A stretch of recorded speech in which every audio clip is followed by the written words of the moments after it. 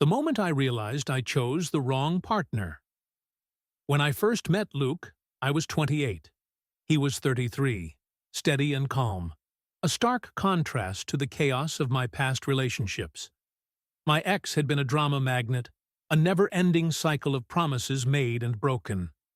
Luke, though, he felt different.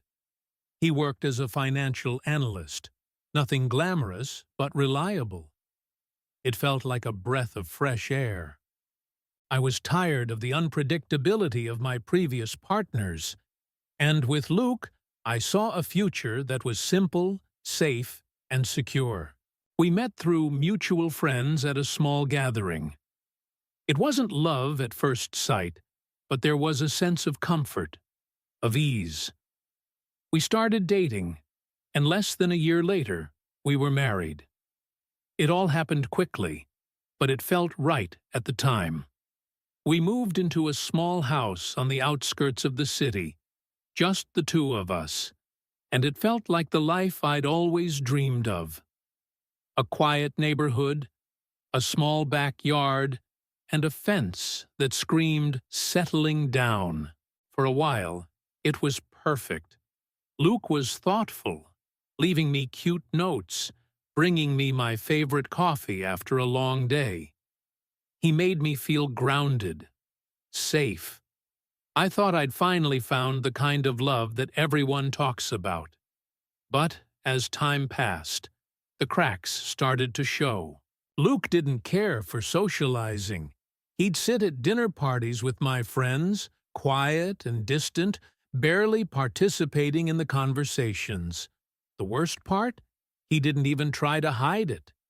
I'd catch myself looking at other husbands, wishing Luke would step up. But he never did. He was happy in his bubble, his work, his routine.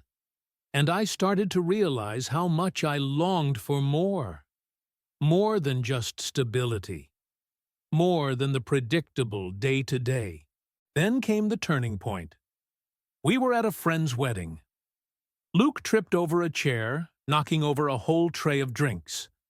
The laughter from the crowd was unbearable. I smiled and pretended like it wasn't a big deal, but inside, I was embarrassed. I was supposed to feel proud of him, but instead, I felt like I was babysitting. That moment haunted me. And the worst part? It wasn't the first time I'd felt that way. As the months went on, everything just became routine. Work, dinner, TV.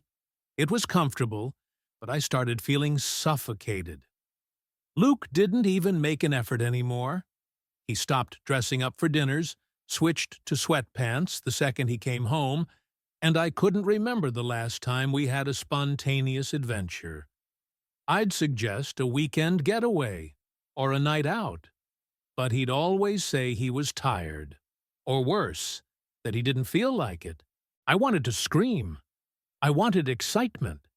I wanted a partner who would say, "Let's take a road trip." Instead, I was stuck with someone who only wanted to relax in front of the TV. But the worst part?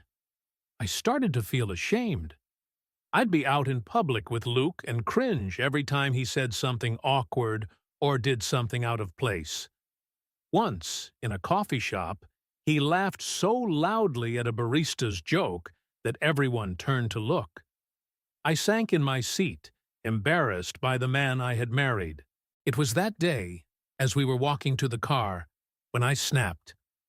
"God, you're so boring sometimes," I blurted out. I didn't mean to say it, but the frustration had been building up for so long. Luke froze, his face changed, and his voice dropped low. "What do you mean by that?" he asked, hurt.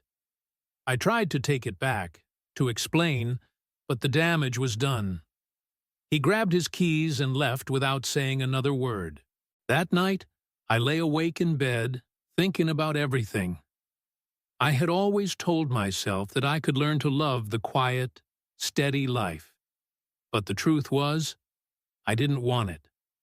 I wanted more. More than Luke could ever give me. And that scared me. I wasn't sure if I could live with that forever. The next day, I couldn't ignore it any longer.